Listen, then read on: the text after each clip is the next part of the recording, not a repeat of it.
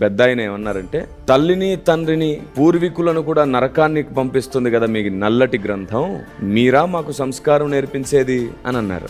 అసలు బైబిల్ గ్రంథంలో ఏముందో మీకు తెలుసా? దాన్ని మీరు అలా పిలుస్తారు కానీ మీ నల్లటి హృదయాన్ని మహిమగా పరిశుద్ధంగా మార్చే గ్రంథం అది. అందుకే దాని పేరు పరిశుద్ధ గ్రంథం అంటారు. ఏం చెయ్యాలో ఏం చేయకూడదో, ఒకప్పుడు బ్రతికిన వాళ్ళు ఏమేం చేశారో, ఎలాంటి తప్పులు చేశారో, మనమేం చేయకూడదో, ప్రారంభంలో ఉన్న వారి ఆలోచన విధానం ఎలా ఉందో, వారి మూర్ఖత్వం ఎలా ఉందో, దేవుడు ఎలాంటి ఆజ్ఞలు వారికి ఇచ్చారో, ధర్మశాస్త్రం ఎందుకు ఇచ్చాడో, తర్వాత ఎందుకు తీసేశాడో, అసలు ఏం చేస్తున్నాడో, వ్యూహం ఏమిటో, ఈ భూమి మీద చీకటికి వెలుగుకు మధ్యలో జరుగుతున్న యుద్ధంలో మనం ఎంపిక చేసుకునే మార్గమే మనల్ని సరి అయిన దిశగా నడిపించాలి.